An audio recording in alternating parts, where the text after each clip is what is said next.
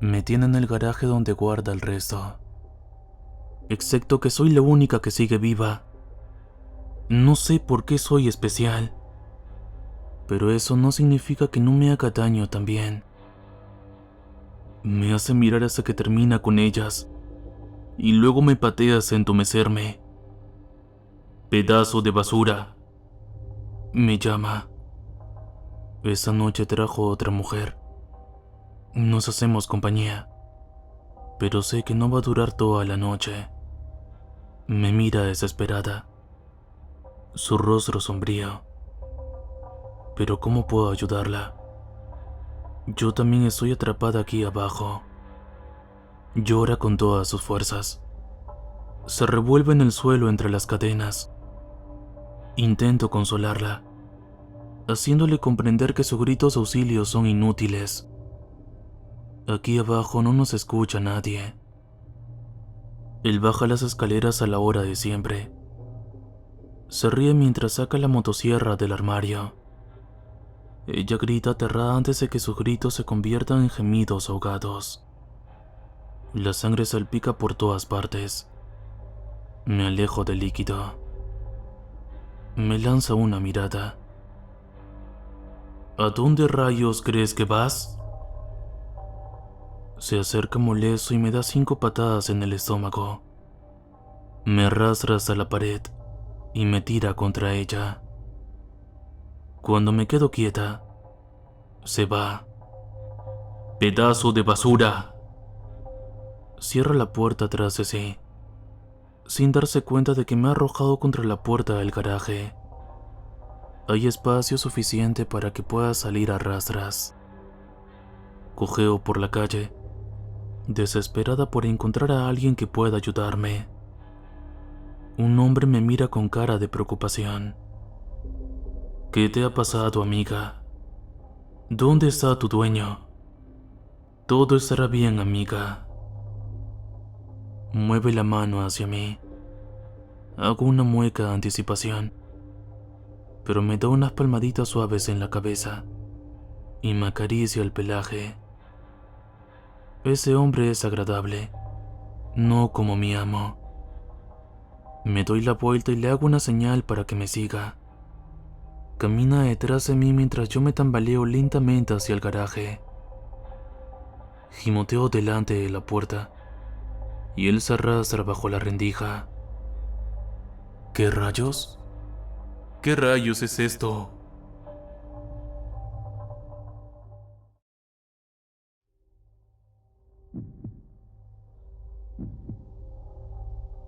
Siempre hay 4 o 5 de pie, esperando. Tampoco ayudó que mi hora de comer coincidiera con la suya. Desgraciadamente, el grupo de vehículos de comida de la esquina era el único lugar para comer algo rápido en varias semanas. Solo me daban 30 minutos, así que he aprendido a aguantarme. Era mejor que traer bocadillos de mortadela como solía hacer. Ojalá supiera lo que hay debajo de esa falda, decía siempre uno de ellos mientras los demás se reían. Daba igual lo que llevara. Podía ser un vestido, una falda, o algo tan poco atractivo como un holgado traje de pantalón. Siempre tenían algo que decir, e incluso cuando no decían nada, siempre estaban silbando, siempre se estaban riendo. Me perseguían, aparecían en mis sueños. Oía el eco de sus voces cuando estaba sola. Pensé en saltarme los almuerzos solo para evitarlos.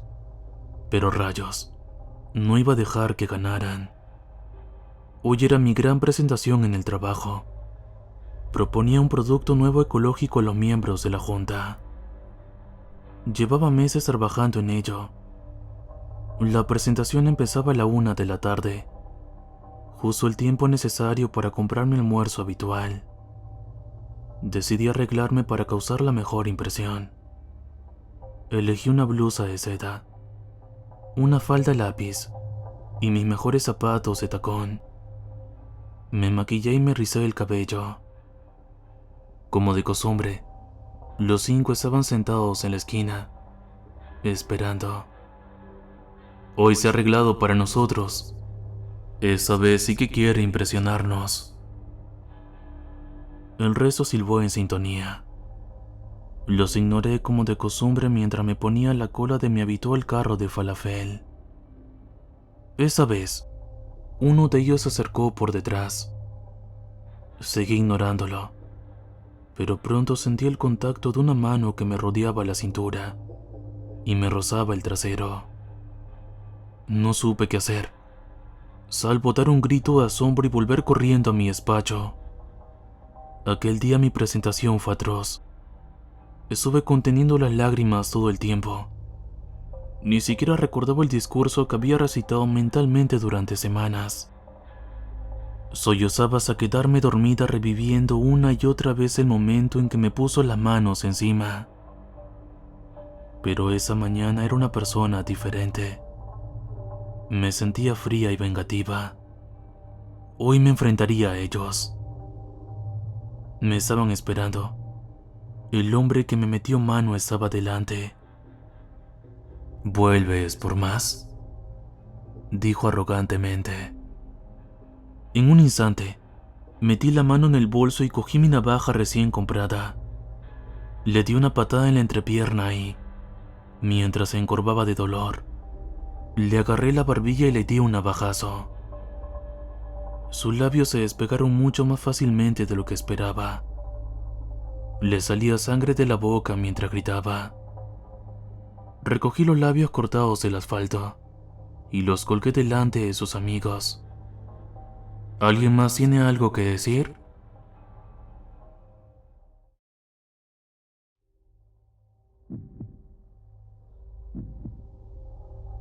La carne colgaba como cortinas hechas jirones por mi espalda. Las moscas ya habían empezado a revolotear y se habían instalado en las profundas y llorosas heridas. Pero seguí adelante. Tropecé con el peso.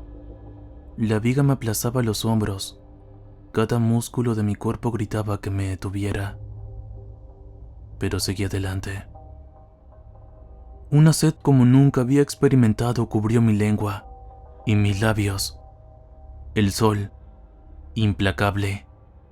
La multitud se alineaba en mi camino, burlándose de mí, deleitándose con mi angustia. Habría dado cualquier cosa por un sorbo de agua. Se reían mientras la vertían en el suelo, pero seguí adelante. La sangre goteaba de las espinas que me atravesaban el cuero cabelludo. Se mezclaba con el sudor de mi frente y me ardía en los ojos. La vista se me nubló, limitando mi mundo a la claustrofóbica cacofonía de abucheos que me reventaban los tímpanos y a la arena a mis pies. Pero seguí adelante. Cuando llegaron al poder, dijeron que tenían nuestros mejores intereses en mente. Habían leído las escrituras correctas, interpretado su mensaje, conocían el camino a la verdadera salvación. Los que no obedecieran debían ser condenados. Muchos se rindieron, enterraron su verdadero ser, pero seguí adelante. No les creímos cuando salió el comunicado. La única manera de arrepentirse plenamente y ser perdonado de los pecados era sufrir como él sufrió. Lo que había sido legal solo un año antes, ahora era una sentencia de muerte. Las primeras crucifixiones llevaron a la mayoría de los que quedaban a la sumisión. Pero seguí adelante. El camino ascendía. Pedí valor. Pedí fuerza. Pedí fortaleza para demostrarles que no tenía miedo, que había aceptado mi destino con dignidad. Pero tenía miedo, un miedo más profundo y poderoso que cualquier cosa que hubiera conocido jamás. Se abrió paso a través de mis vísceras, pero seguí adelante.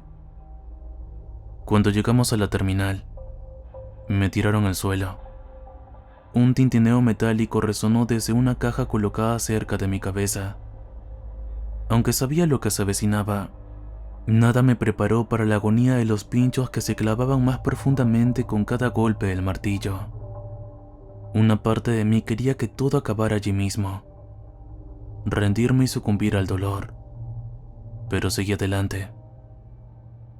Me izaron en el aire junto a otros 2 pecadores.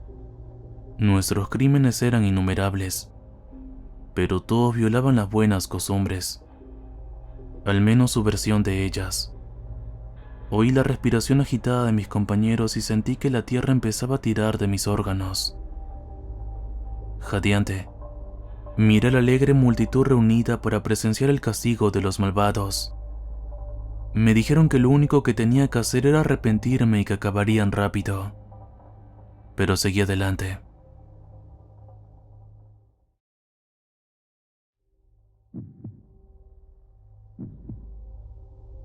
Oliver corría por las calles, deteniéndose en seco al ver la catedral consumida por las llamas. Así que Essie finalmente lo había hecho. Después de todos esos años, no, siglos, de hablar sobre ello, finalmente lo hizo. Comenzó a correr de nuevo. El lamento de advertencia de las sirenas y el humo que se elevaba llenaban el aire, pero no le importaba. La catedral era su hogar. Essie era su dama. El calor golpeó su rostro, pero se precipitó hacia el antiguo edificio en llamas, esquivando fácilmente a los bomberos y a la policía. Conocía todas las pequeñas entradas y salidas traseras, habiendo trabajado allí toda su vida. La escalera trasera que llevaba al campanario principal aún estaba intacta. Alzó la vista. ¡Essie!, gritó.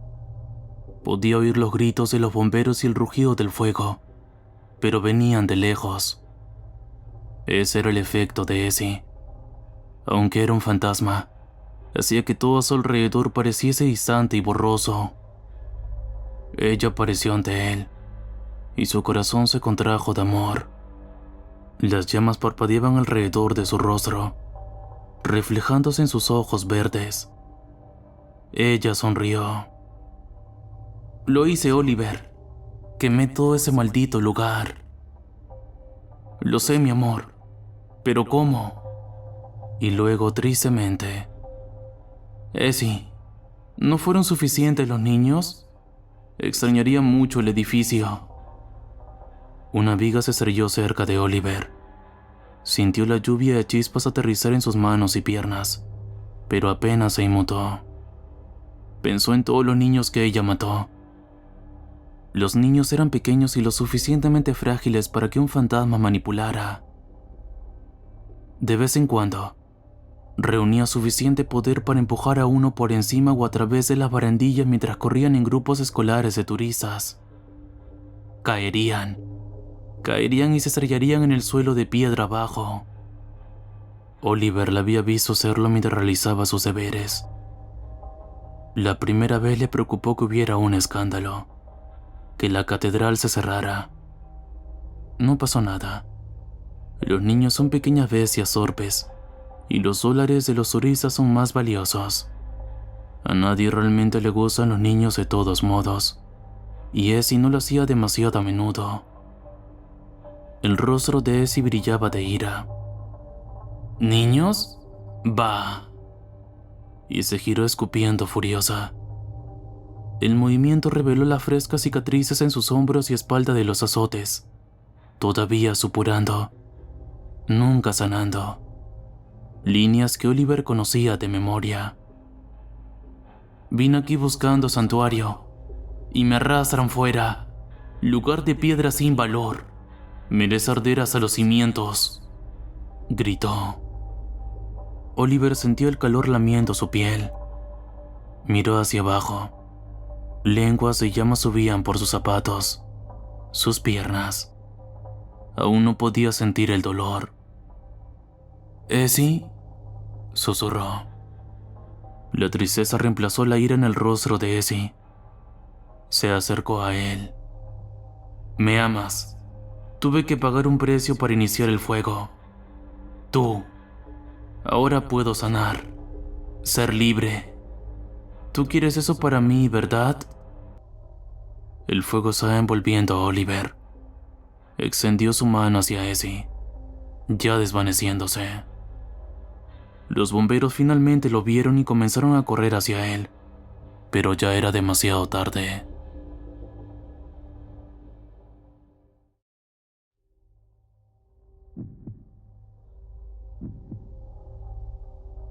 Bridget recogió al infante dormido y aspiró ese suave olor a bebé de leche y otros fluidos corporales. Subyacente había un olor tenue a químicos, pero la felicidad inundó a Bridget mientras sostenía el cuerpo blandito en sus brazos. David, su esposo, miró hacia ella. Quería rodar los ojos, pero la verdad era que también estaba encantado con esa adición a su hogar. No había imaginado que los hombres pudieran anhelar tener hijos tanto como las mujeres, ya que el marketing para los Robux estaba tan dirigido hacia las mujeres. Ahora se encontraba sonriendo como un tonto al ver a su esposa cunar a su robot, bautizado como Bebé Jane. La ley del jardín de los niños, que finalmente legalizó que la próxima generación creciera en circunstancias óptimas en ambientes altamente controlados, eliminó la necesidad de la maternidad y el cuidado infantil de las mujeres. ¿No era eso lo que querían? No más embarazos, no más cuerpos desgarrados por el trabajo de parto, no más largas y tediosas horas de cuidado infantil destruyendo carreras e ingresos. Finalmente, las mujeres podían trabajar tanto como los hombres, libres de dar a luz y criar a los niños de los que se habían quejado por siempre. Campañas de salud pública promovieron la esterilización voluntaria, y la verdadera igualdad parecía estar al alcance de la mano. «Eres más que una vaca», decía una de esas campañas. Otras mostraban imágenes gráficas del parto. «Finalmente libre». Muchas chicas optaban por la esterilización en su 14º cumpleaños, con mucha pompa y fiesta. Pero pronto, a medida que los trastornos mentales en mujeres se dispararon, con grupos de ellas desesperadas por protestar y atacar los jardines infantiles altamente vigilados, quedó claro que las mujeres, como siempre, aún no estaban contentas. Y entonces la industria del robot despegó. Como David vio a Bridget llorando desconsoladamente noche tras noche, en un dolor emocional que ningún medicamento parecía curar, cedió y ordenó un robot para ellos. La venta de estos hermosos robots bebés suaves que simulaban los movimientos exactos y llantos de un bebé humano, con el bono de que podía pagarse durante el día, sin requerir cuidado las 24 horas, ya estaba disparándose. Bridget estaba feliz, paseando sus tardes cuidando a Bebé Jane. Ahora ella levantó la cabeza de hacerle cosquillas en la barriga a Bebé Jane y miró a David, la preocupación ensombreciendo su rostro de felicidad.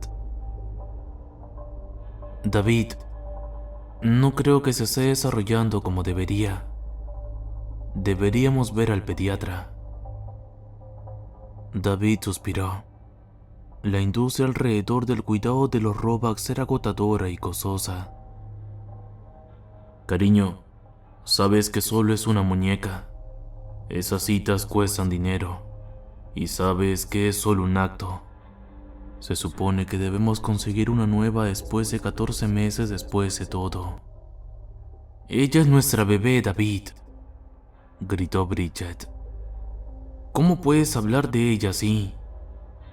De repente, inexplicablemente, la ira llenó a David. Se levantó, avanzó hacia Bridget, agarró a Bebé Jane y le torció la delicadamente moldeada cabeza de silicona en un movimiento rápido. «Es una muñeca, Bridget», gritó. Bridget miró a su esposo sosteniendo el cuerpo deformado de bebé Jane en una mano, su cabeza torcida en la otra. Luego, lentamente cayó al suelo, enrollándose como un feto, meciéndose de un lado a otro.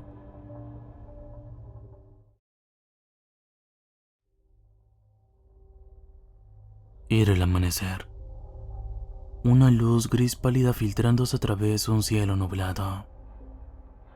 Félix observó al hombre deslizarse torpemente hacia abajo por el lado del corte ferroviario hacia las vías del tren, con Sara cargada sobre su hombro. La colocó sobre la vía, la ató y trepó de vuelta arriba. Pronto desapareció de la vista. Félix bajó delicadamente, con mucha más agilidad y gracia, y como a menudo hacía cuando estaban en casa, comenzó a frotar su hocico contra la dormida Sara. Solo que esta vez Sara no despertaría. Estaba en un sueño profundo, muy profundo. Félix miró a su alrededor, como un gato que había vivido cerca de una estación toda su vida. Su comprensión de los trenes y las vías era suficiente para darse cuenta de que Sara estaba en una situación muy mala. Pateó las cuerdas que la ataban, y luego en un instante giró y saltó de vuelta hacia arriba, hacia su hogar donde había guardado un pequeño regalo de ayer para más tarde hoy. El ratón estaba sangriento y temeroso, ya que Félix había estado jugando con él por un tiempo antes de decidir mantenerlo un poco más, atrapado bajo su canasta. Pero era un ratón grande y fuerte y estaba bien. Cuando Félix volcó su canasta, intentó escapar corriendo, pero Félix detuvo eso con un rápido golpe de su pata. Luego bajó la cabeza y atrapó delicadamente al ratón en su boca, tal como su madre solía cargarlo, y corrió de vuelta hacia Sara, aún en un profundo sueño sobre las vías. El sol brillaba más ahora. Félix dejó caer al ratón sobre el pecho de Sara, subiendo y bajando muy lentamente. El ratón roía las cuerdas. Félix podía sentir el débil pero creciente retumbar de la tierra a medida que un tren se acercaba. Se frotaba y frotaba con el hocico a Sara frenéticamente. A medida que el tren entraba en vista, aún un punto negro de rápido crecimiento, los párpados de Sara parpadearon. Los últimos jirones de cuerda se desprendieron. En un intento desesperado por acelerar las cosas, Félix hundió sus afilados dientes en su brazo. Sara dio un débil grito y sus ojos se abrieron completamente. Parpadeó, aturdida, hacia el cielo brillante. El ruido del tren que se acercaba ahora se podía oír completamente. Félix maulló. El ratón comenzó a alejarse sigilosamente por la hierba alta. Con esfuerzo, Sara rodó fuera de la vía, hacia la hierba. El viento del tren que pasaba rizó el pelo de Félix y el cabello y vestido de Sara. Ella yacía jadeando a su lado, el calor de su cuerpo y el dolor de su brazo concentrando su mareo. Félix sintió hambre, y pudo decir por la mirada en el rostro de Sara que pasaría un tiempo antes de que pudiera levantarse y tambalearse cuesta arriba a casa para alimentarlo. Miró alrededor. Por suerte, el ratón no había ido lejos. Saltó, y antes de enterrar sus dientes en el cuerpo del pequeño ratón, se detuvo. Regresó con Sara, y ambos estuvieron recostados en el suelo, esperando a que Sara se recuperara.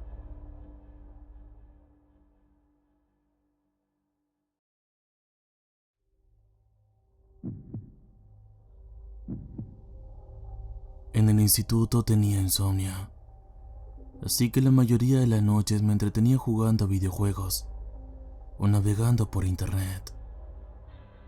pero normalmente me quedaba en la cama intentando dormirme mientras me frustraba cada vez más. Mencionaré aquí que mi dormitorio estaba separado del resto de la casa. En realidad era un almacén bajo la casa que era una única habitación grande con dos grandes puertas corredizas de cristal y una sábana sujeta con alfileres para mi intimidad. Esa noche en particular tengo la sensación habitual de que va a ser una noche larga y frustrante. Empiezo a planificar mis tareas escolares justo después de las 11 de la noche para pasar el rato mientras lo hago sentado en mi cama. Es aquí donde mi recuerdo de la noche anterior se detiene. Lo siguiente que recuerdo es despertarme aturdido y despacio sobre una mesa plana de acero inoxidable. ¿Una mesa quirúrgica? Desnudo.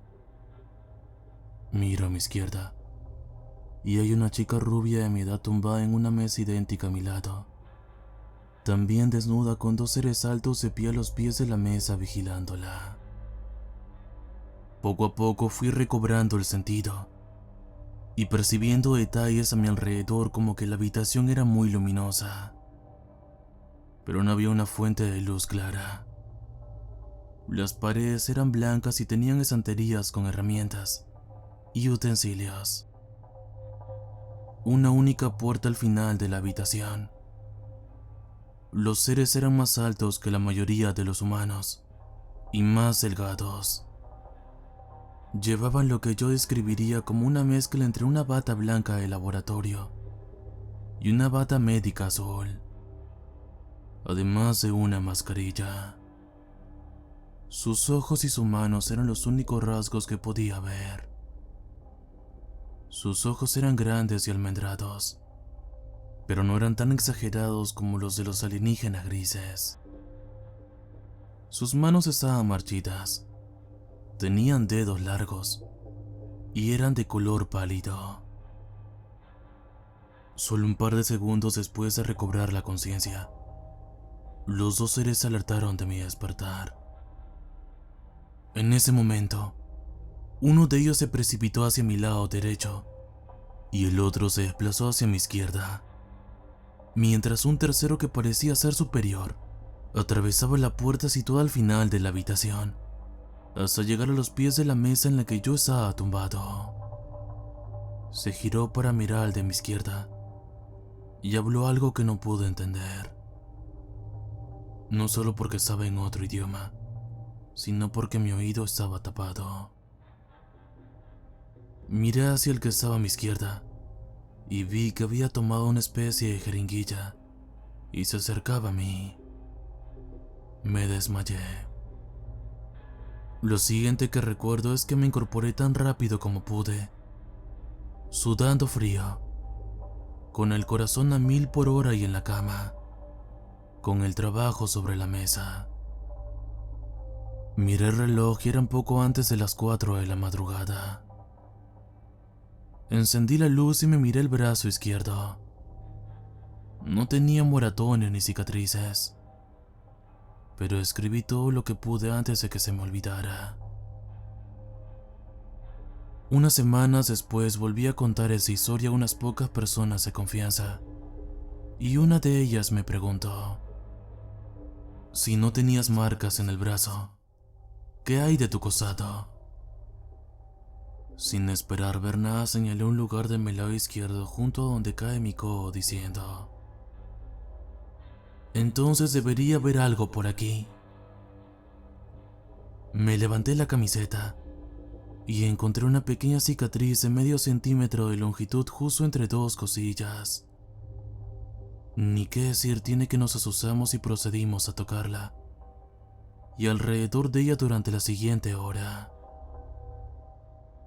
Me secuestraron.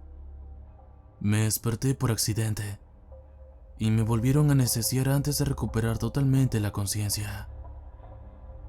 Ahora tengo la cicatriz.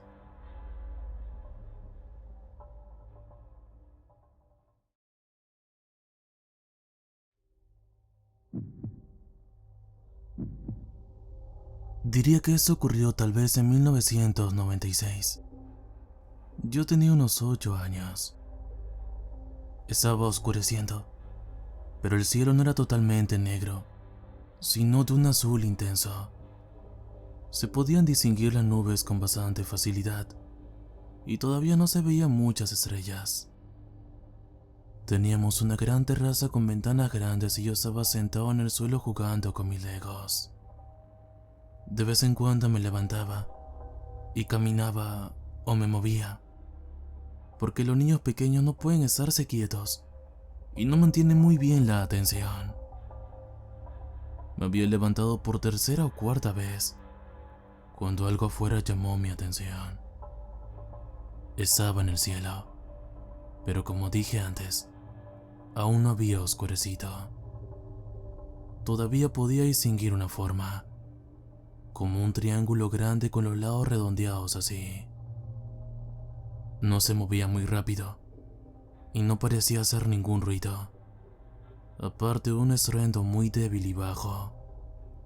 Era más una sensación que otra cosa. Había luces rosas en las tres esquinas que parpadeaban en una secuencia. Izquierda, arriba, derecha, izquierda, arriba, derecha. Había una luz en el centro que se encendía y apagaba lentamente, y era de un blanco muy brillante. Parecía bastante extraño que un avión tuviera luces así, o que tuviera esa forma. Lo observé durante unos 10 o 15 segundos, antes de que desapareciera por completo. No voló, ni se movió, ni nada. Fue como ocultar una capa en Photoshop. Desapareció por completo. Corrí a contárselo a mi madre, y no sé si me estaba siguiendo la corriente, o realmente me creyó, pero salió y miró al cielo conmigo y, por supuesto, allí no había nada.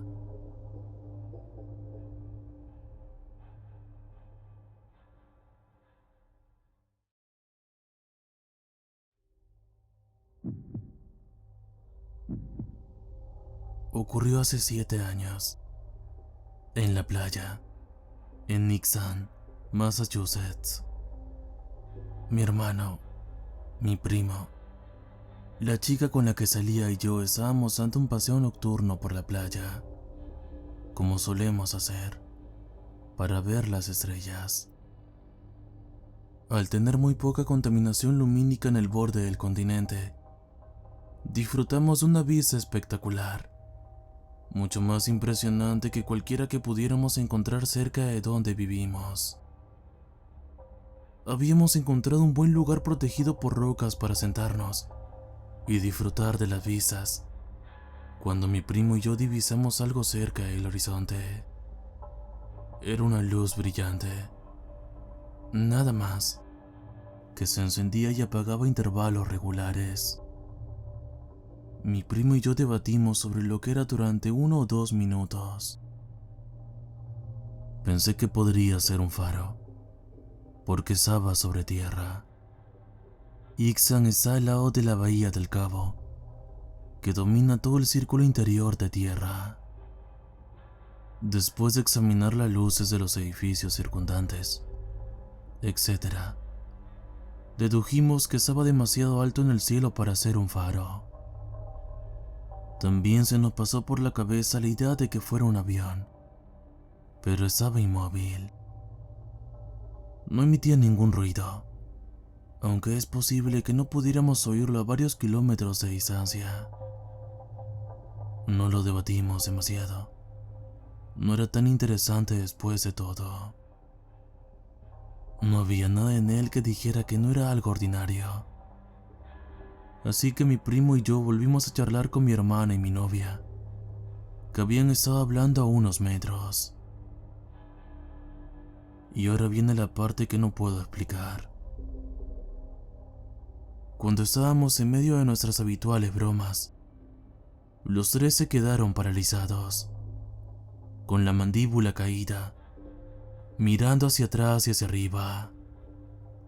Al mismo tiempo noté que mi espalda se había calentado instantáneamente. Me giré para seguir su mirada atónita y miré hacia arriba. Detrás de mí, a casi 30 metros de altura, colgaba un orbe luminoso, suspendido silenciosamente en el aire.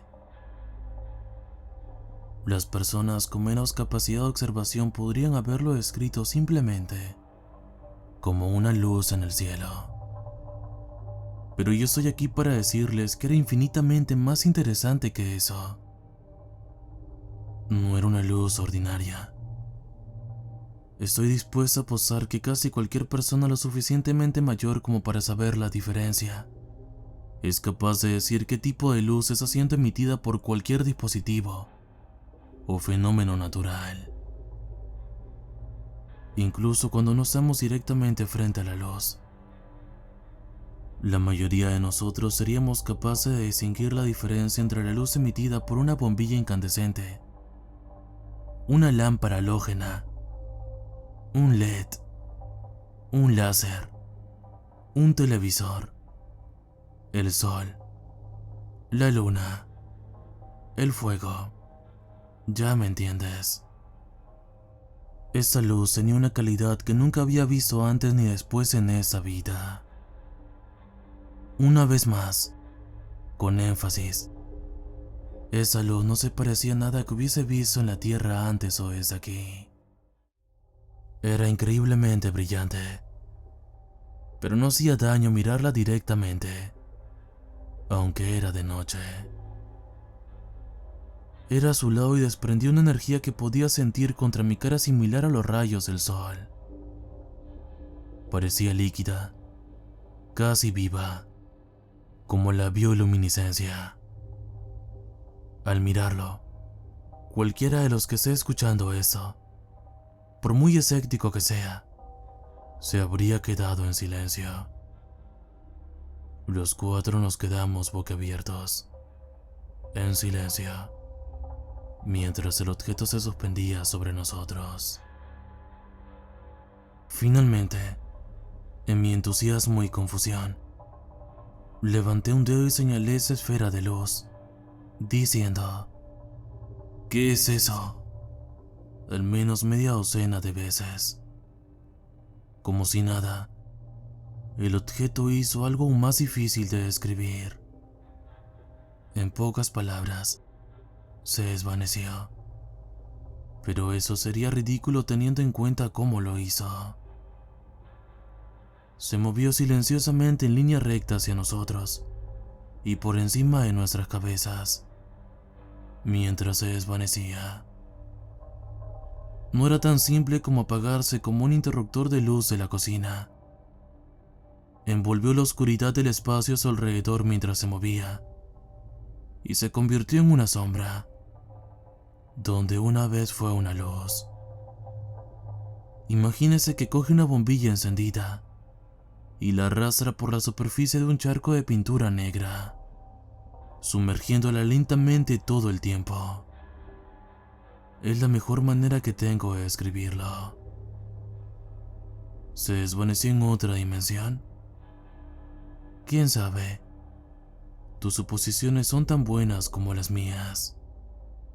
Yo solo te digo lo que vi. Una vez que se había desvanecido por completo, hizo un bucle y se disparó increíblemente rápido todo el camino de vuelta a través de la bahía, donde continuó parpadeando, encendiéndose y apagándose a intervalos regulares. Nos sentamos y observamos eso durante un rato, ahora sabiendo con certeza que era algo extraordinario. Al final había dos. Una se encendía, luego la otra se apagaba. Ese espectáculo duró toda la noche. Me quedé dormido mirándolo por la ventana. Nunca volvieron a acercarse tanto, y en los años que volvimos a la playa no volvimos a ver nada parecido. Cada vez que vuelvo espero y rezo para volver a presenciarlo, prometiéndome a mí mismo que intentaré comunicarme en lugar de quedarme completamente atónito. Estaba claro para mí y para el resto de los presentes, que era algo que estaba bajo control inteligente. No era muy grande, pero sí lo suficiente como para que cupiera una persona al menos. Les dejo a ustedes que hagan preguntas y teoricen.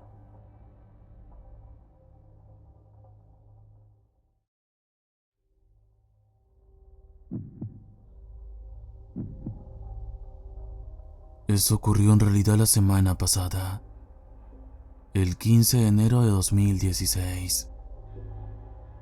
Yo vivo en Outer Sunset, en San Francisco, y alrededor de las 7 de la noche asomé la cabeza por la ventana para ver si estaba lloviendo. No lo estaba. Oí un avión ruidoso por encima que era varias magnitudes más fuertes que los aviones que normalmente vuelan en la zona SFO. Mira a mi izquierda, vi un avión que parecía ser un avión comercial, pero me di cuenta de que era mucho más grande y las luces eran muy brillantes y la creación de grandes conos de luz por delante de él. Recuerdo que pensé en lo bien que se veía la nave y el área a su alrededor iluminada en una noche tan nublada. Cuando intenté enfocarlo, las luces parpadearon y lo perdí por completo. Sin embargo, todavía podía oírlo muy fuerte. Pasaron unos 10 segundos y veo algo encenderse a unas 2 manzanas a mi derecha. Veo muchos aviones comerciales por ahí, pero eso era fácilmente de 4 a 6 más grande en el cielo de lo que normalmente aparecen. Las luces también eran extrañas. Vi lo que parecían 4 tubos de escape blancos, y en toda la nave se veían luces azules y rojas en líneas que brillaban lentamente. Se movían mucho más despacio que los aviones normales, y fue visible durante unos 10 segundos moviéndose hacia el norte a lo largo de la playa. Desapareció al cabo de unos 10 segundos. Muy confundido, miré a mi alrededor para ver si alguien más lo había visto. En la esquina de mi calle vi a alguien en moto que se había detenido y miraba al cielo en el mismo lugar donde había estado la nave. Le grité: «¡Ey! ¿Viste eso? ¿Qué era eso?». Se dio la vuelta, me miró, volvió a mirar al cielo y luego a mí. Luego, sin decir nada, se subió a la moto y se alejó rápidamente. Yo seguí oyendo la nave, así que me subí al tejado y medio minuto más tarde la vi aparecer por detrás de mí y volar lentamente hacia el oeste, sobre el océano, hasta que desapareció. Me quedé en el tejado esperando a verla de nuevo, pero no la oí ni la vi. Al cabo de unos 20 minutos empezaron a sobrevolar aviones normales, como de costumbre. Mi mejor suposición fue que podría haber sido algún tipo de avión militar, o tal vez varios en formación cerrada. Aún así, es el avión más grande y ruidoso que he visto. Por cierto, gracias por nada, chico de la moto.